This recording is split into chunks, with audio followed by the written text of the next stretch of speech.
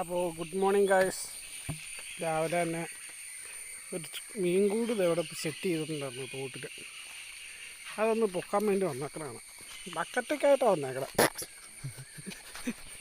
എന്തെങ്കിലും ഉണ്ടെന്ന് ദൈവത്തിന് മാത്രമേ അറിയാവുള്ളൂ. അപ്പോൾ നമുക്ക് അവിടെ ചെന്നിട്ട് കാണാം.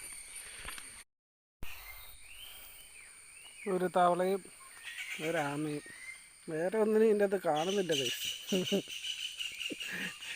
അത് ഭയങ്കരമായ മീൻപിടുത്തം പ്രതീക്ഷിച്ച് സെറ്റ് ചെയ്തതാണ്. എന്തായാലും പൊക്കെ നോക്കാം. എന്തോ ഒരു കുറുവാപ്പറൽ പോലെ എന്തോ കിടപ്പുണ്ട്. ഒരു കുറുവാപ്പറൽ കിടപ്പുണ്ട് ഗൈസ്. ഒരെണ്ണം ഉള്ളു ഗൈസ്,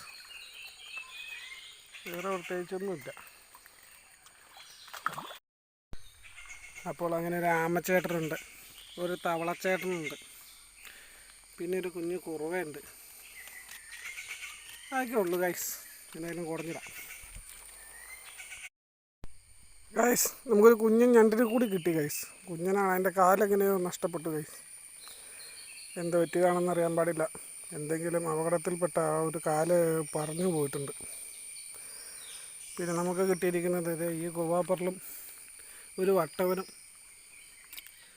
ഒക്കെയാണ് ഗൈസ്.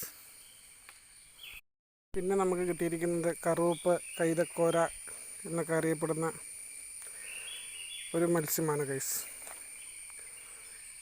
ഇവനെ നമുക്ക് വെള്ളത്തിൽ ചേർക്കാം. അവിടെ കിടക്കട്ടെ. ആമച്ചേട്ടനാണെങ്കിൽ ഇവിടെ പോകാൻ തയ്യാറായിട്ട് നിൽപ്പുണ്ട്. തവളയാണെങ്കിൽ പുള്ളിയാണെങ്കിൽ ഇറക്കി കൂട്ടിൽ നിന്ന് കുടഞ്ഞു വിട്ട് കഴിഞ്ഞ് ടാറ്റ പറഞ്ഞ് പോയിട്ടുണ്ട്. അപ്പോൾ ഇന്നത്തെ കാര്യങ്ങളൊക്കെ ഇത്രയുമാണ് ഗൈസ്. എന്തായാലും വൈകുന്നേരം ഒന്നും കൂടി ഇവിടെ കൊണ്ടുവന്ന് കൂട് വയ്ക്കണം. എന്തെങ്കിലും നടക്കുമെന്ന് അറിയില്ല. ഓക്കെ ഗൈസ്, അപ്പോൾ രാവിലത്തെ പരിപാടികൾ കഴിഞ്ഞു ഗൈസ്. ഈ ആമച്ചേട്ടൻ പയ്യെ കഴിഞ്ഞ് പോകാൻ തുടങ്ങുന്നുണ്ട് ഗൈസ്. പുള്ളി പയ്യെ തോട്ടിലേക്ക് തന്നെ പോവുകയാണ്. നമുക്കതിനെ ആവശ്യമില്ല ഗൈസ്. ഇങ്ങനെയുള്ളതിന് കിട്ടിക്കഴിഞ്ഞാൽ നമ്മൾ വെറുതെ വിടാറേ ഉള്ളൂ. പോയിക്കോളൂ ടാറ്റ.